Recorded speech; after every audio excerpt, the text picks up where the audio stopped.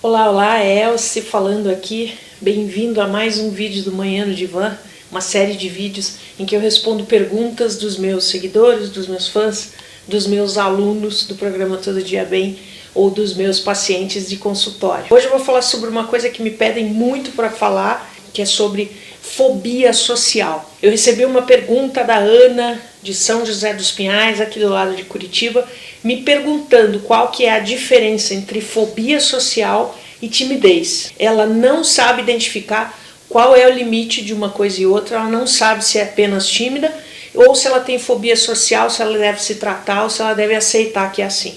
Antes de começar a responder o assunto de hoje, eu quero que você se inscreva no meu canal e acione os sininhos das notificações para que você receba os avisos dos vídeos no seu celular assim que eu postá-los aqui, ok? O termo fobia social surgiu nos últimos anos, na última década, e muita gente nem sabe o que tem, vive muito essa realidade que a Ana vive.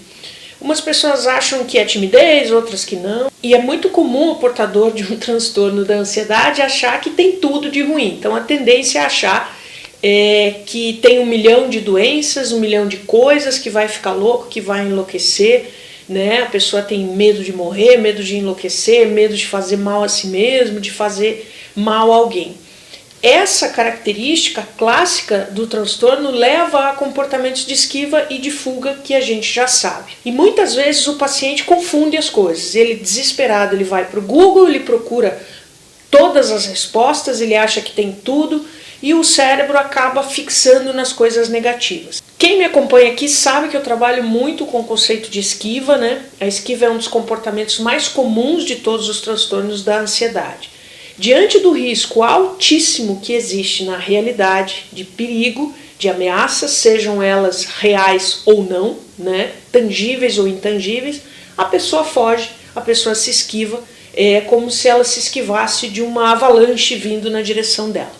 Mas dentro dos transtornos da ansiedade, a gente tem que entender que cada caso é um caso. Existe uma infinidade de nomeações para as fobias, e a fobia social envolve basicamente esse comportamento de esquiva, mas numa situação muito específica. Na fobia social, basicamente, o indivíduo tem um medo irracional de ser julgado e desqualificado. A estrutura emocional e da autoestima fragilizada desse indivíduo, junto com um conjunto de crenças negativas limitantes que projetam uma imagem de uma pessoa frágil e inferior, são os combustíveis para esse transtorno. O medo extremo de ser julgado, o medo de falar algo errado, o medo de parecer pouco inteligente, a hipervigilância em situações sociais, incluindo o trabalho, que eu acho que é um dos ambientes mais hostis que desencadeiam a fobia social.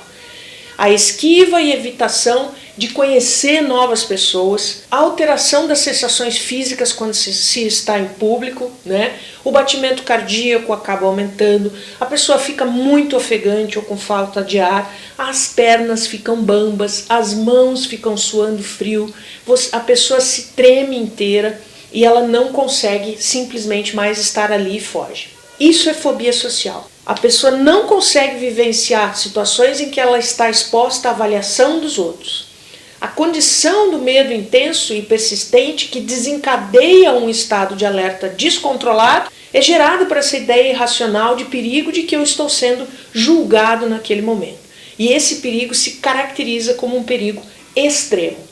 Nesse perigo extremo, a amígdala desencadeia uma série de sensações no corpo porque ela entende que aquilo é um perigo e que precisa fugir daquilo. Se você me conhece, você sabe que eu tive fobia social. É um quadro extremamente desconfortável.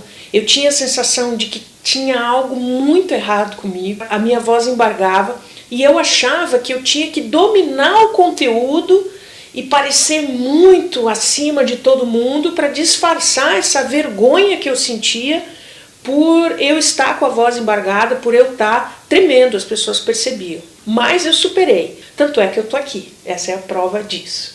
A fobia social não pode ser encarada como uma doença incurável ou como uma simples timidez, porque não é. E o que está por trás de tudo isso? É o medo irracional de ser mal julgado, de ser mal avaliado. O que está por trás disso? O medo da rejeição, sem dúvida alguma. É algo de que o ansioso foge. Sabia que o maior vilão de tudo isso não é o julgamento que os outros fazem de você, mas são duas coisas: o julgamento que você faz dos outros e o julgamento que você faz de você mesmo. Você já parou para perceber o quanto você julga os outros? Esse é o primeiro exercício que vou te convidar para fazer hoje aqui nesse vídeo. Comece a observar e a perceber o seu padrão. Você tende a julgar mais a si ou a julgar mais os outros? Ou é igual? Ou depende? Um dos primeiros passos que se aprende no tratamento da fobia social, num trabalho emocional consistente para se conquistar transformações sustentáveis, é aprender a se observar e a observar os seus padrões. Se você fizer isso de uma maneira guiada e de uma maneira conectada, com uma boa dose de conhecimento sobre o assunto, a inteligência emocional acaba acontecendo como resultado. Começar a observar e a entender os próprios hábitos mentais é algo que não nos ensinaram a fazer. Um bom terapeuta ou um bom psicólogo vai te ajudar e vai te guiar nesse sentido. Se o seu hábito é julgar e criticar em excesso ou com frequência, e eu não tenho dúvidas de que você faz isso muito fortemente com você, mas também com os outros, qual vai ser a regra? Qual vai ser o resultado disso? Vai ser um hábito. O problema é que a crítica e o julgamento muitas vezes não são construtivos. Não tem como objetivo resolver uma problemática ou apenas mostrar um ponto de vista ou uma opinião. Diferente do exercício de autoconhecimento e de discernimento dos próprios padrões, a crítica se torna um ataque a quem quer que esteja sendo analisado. E não é agradável para ninguém. E sabe o que é o pior? É quando você faz isso com você mesmo. A guilhotina vai cair sobre o seu próprio pescoço com muito mais facilidade se você mantiver o seu hábito mental de julgar os outros também. E tudo isso é dito à luz de conhecimentos que surgiram há muito pouco tempo, que revelam insights impressionantes sobre o nosso relacionamento interpessoal, a ciência da inteligência social. Um dos primeiros fundamentos dessa nova ciência é o seguinte: nós fomos programados para nos defender dos inimigos ou dos predadores. Essa é a principal função do nosso cérebro. Essa é a porção mais primitiva do nosso cérebro. Um outro fundamento da inteligência social, que é menos primitiva, nos diz que na mesma medida fomos programados para nos conectar. Se por um lado o nosso cérebro reptiliano escaneia o perigo no ambiente, usando a crítica, seja a mim ou ao outro, para calcular os riscos e ameaças potenciais que o outro ou o ambiente me oferecem, por outro lado, segundo a neurociência, o design do cérebro o torna sociável, atraído por uma ligação cérebro a cérebro, sempre que nos entrosamos com outra pessoa. Olha que incrível isso! Nós somos desenhados para nos conectarmos com os outros. E como é que eu posso fazer uma boa conexão se eu estou sempre julgando o outro e com medo que o outro me julgue? Como é que a gente pode mudar isso? Nesse vídeo, fica comigo que nesse vídeo eu vou te explicar como interromper esse hábito e conseguir manter uma conexão com o outro saudável, derrubando as estruturas pouco a pouco da fobia social. É claro que um vídeo não vai te ajudar a resolver esse problema por inteiro, mas você já vai começar a ter pistas de por onde trabalhar. Vou mostrar para você aqui 3 posturas que vão te ajudar a interromper o hábito de se criticar e de criticar o outro. Essas posturas fazem parte das técnicas de mindfulness. Em primeiro lugar, você vai começar por você mesmo. A parte mais importante para você conseguir entender que os outros não estão te julgando é parar de julgá-los. Você vai começar a introduzir uma mudança mental importantíssima para atingir mais bem-estar emocional, que é aceitação. Aceitar os outros como eles são. Ao aceitar os outros com mais tolerância, você vai estar treinando para fazer o mesmo com você. E a tolerância, depois da gentileza, é uma das coisas que a humanidade mais precisa. Concorda com isso ou não? Em segundo lugar, observe a sua autocrítica atuando. A segunda linha de construção de um novo hábito é simplesmente perceber que ela está ali, que ela está presente, ali, no pensamento. Sem tentar parar isso, sem forçar ou sem conseguir nada. Apenas observando. Observe que você se critica e você se detona o tempo todo. Quando a gente observa os nossos hábitos com consciência plena, com atenção plena, que é o mindfulness, a gente acaba reduzindo a apenas o que é a situação. A gente reduz a situação a um pensamento, uma atividade mental que não necessariamente é verdade. Podemos desapegar e liberar esse pensamento e mudar a nossa atenção, a nossa concentração e o nosso foco para outra coisa. É mais ou menos como mudar de assunto numa conversa. Com as técnicas de mindfulness, o que se aprende é justamente isso. Voluntariamente mudar de assunto no universo dos pensamentos. É parar de divagar e focar no aqui e agora. Obviamente isso exige prática. Como qualquer outra coisa que se aprende, você precisa de repetição, você precisa de hábito e persistência. Imediatismo no processo de mudança de hábitos é um péssimo aliado. Você nunca vai conseguir os resultados que você quiser em qualquer campo se você tiver imediatismo. Livre-se do imediatismo que o resultado vai acontecer.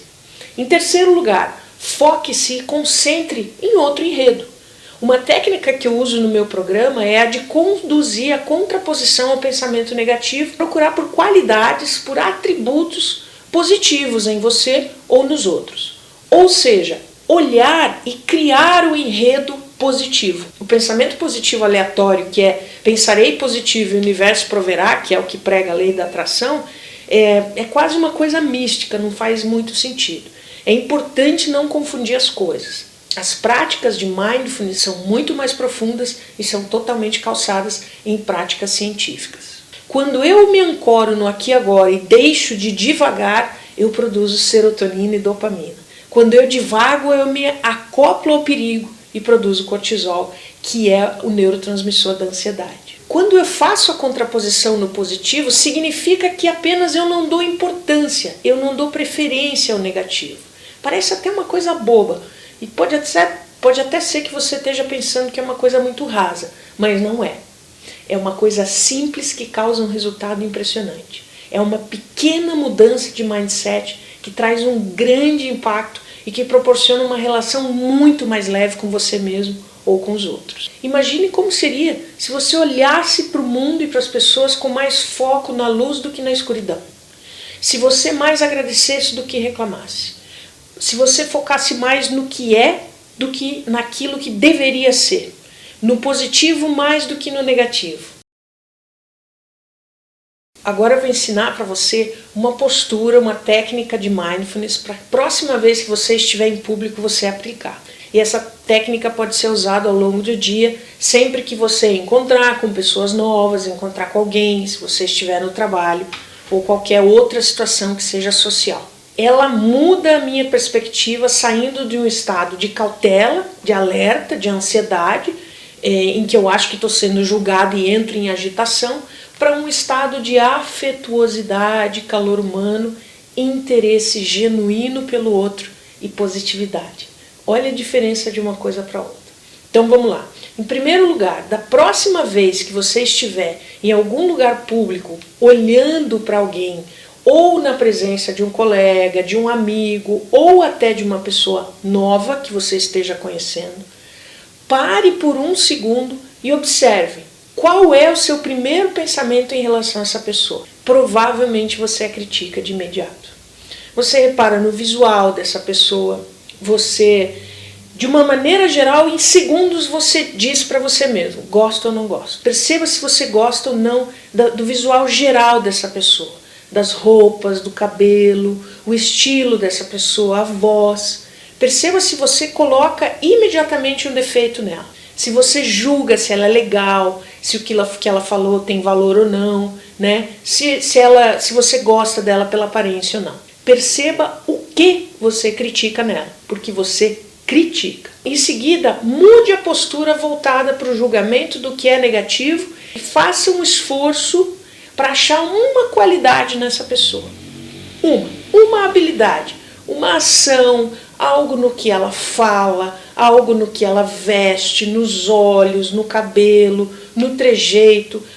Procure alguma coisa que você gosta. Você consegue gostar de algo nessa pessoa? Em terceiro lugar, observe o que acontece quando você muda a sua atenção para o aspecto positivo.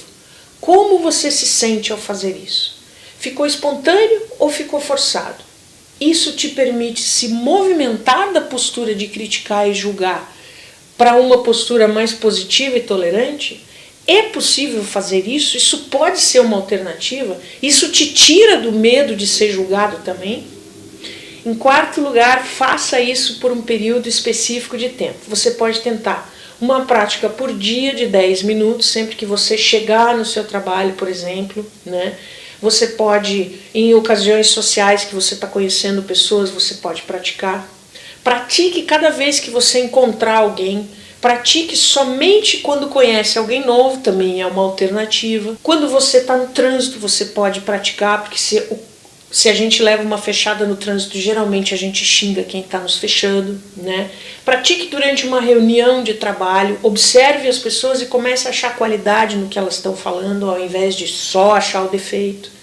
Num jantar, num almoço de família, principalmente quando você está em lugares desconhecidos, a sua autocrítica entra em ação. Pratique sempre percebendo como essa prática muda o seu estado emocional. Tente parar de julgar o outro e ache um elogio. Isso muda o seu humor e muda como você se sente em relação às pessoas à sua volta. Isso, é claro, é o início de um trabalho para começar a identificar a dinâmica por trás da fobia social. Ok? Gostou do vídeo? Dê um like, deixe o seu comentário aqui, faça esses passos que eu te mostrei e depois deixe aqui, compartilhe o seu comentário de como que foi aplicar isso na prática. Eu vou ter o maior prazer em responder se você tiver alguma dúvida. Um abraço para você e até o próximo vídeo.